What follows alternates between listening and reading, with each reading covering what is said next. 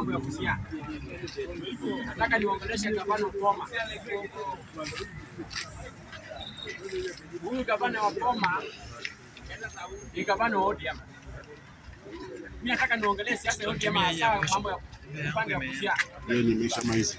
Hii Busia County ambaye ni mahali ambapo nimetoka. Ni mahali ni county ambayo imerudi nyuma kwa maendeleo sana.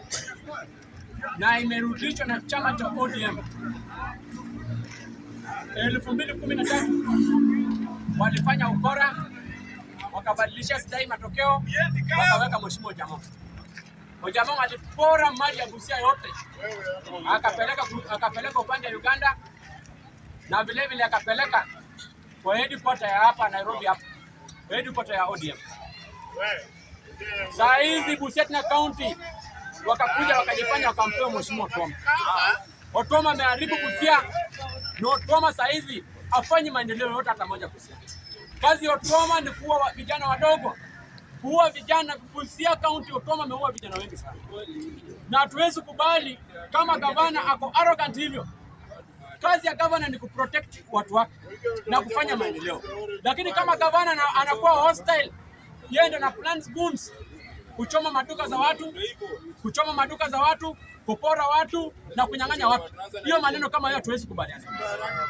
Round hii Busia County tutabadilisha uongozi.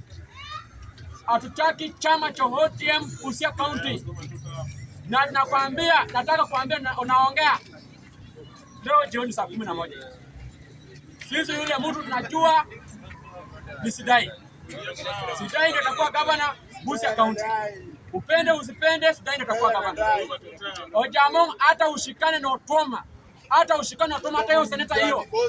Vile ulibwaga kwa mbunge ndio bado utabwagwa kwa seneta. Huwezi kupata seneta wa Busia County. Seneta wa Busia County ni mheshimiwa Kio Mtata. Wewe funganya virago, sisi Wateso si wajinga.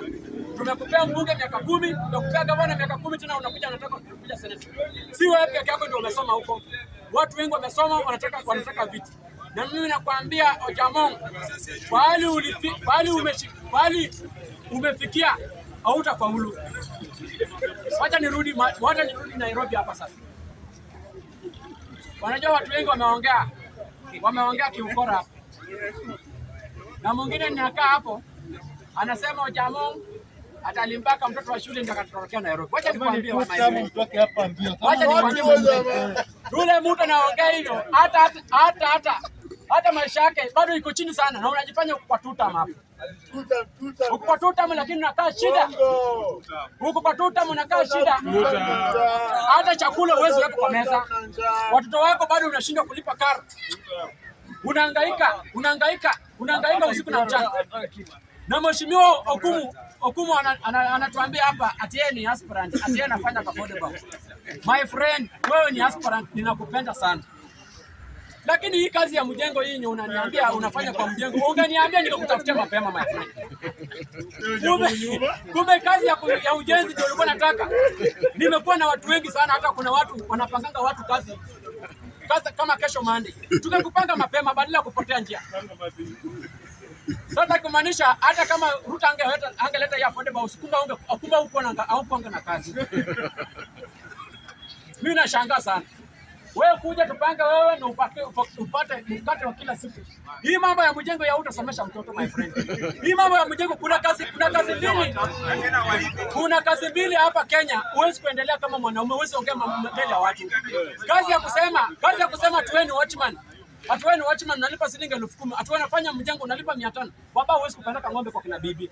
Kuja wakutafutia plan kwa one term yenye utapeleka ng'ombe kwa kina bibi na utajenga Simbani. Lakini mambo ya kujificha kwa nyumba ya matope ya Kibira hii. Ya kujenga kujifanya kwa matope ya Kibira. Atunajifanya tuweni MCA, atatoa lawi. Lawi nataka kuambia wewe, kalia hiyo kitu kwa matako mbili my friend. Lawi ni adeki 3. Kwa sababu Lawi ndio MCA hapa Sarang'ombe. Mwenye amefanya kazi yeye na Rose Masita kule wakati. Hakuna mtu mwingine anaweza toa Lawi Commander. Ile kazi yenye Lawi Commander amefanya hapa Sarang'ombe ni kazi kubwa sana. Hata saa hizi Ochieng anapiga kelele, ikifika saa anakanyaga lami. Bei ya nyumba Sarang'ombe wakati yenye ilikuwa na matope nyumba ilikuanga shilingi 2,000 3,000. Saizi hao watu waligraba hao mayuti. Hao mayuti waligraba nyumba hapo ni shilingi 12,000. Hiyo si maendeleo. Unataka maendeleo gani ndio wakufanyie?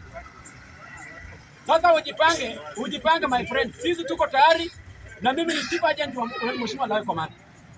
Kaa chini utatulia, kaa chini. Na mimi nataka niseme hivi kwa heshima. Ruto is a one-term president. Upende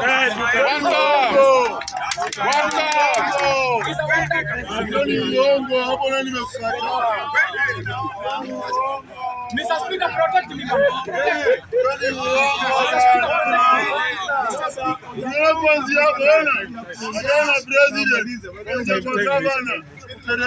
Ruto is a one-term president.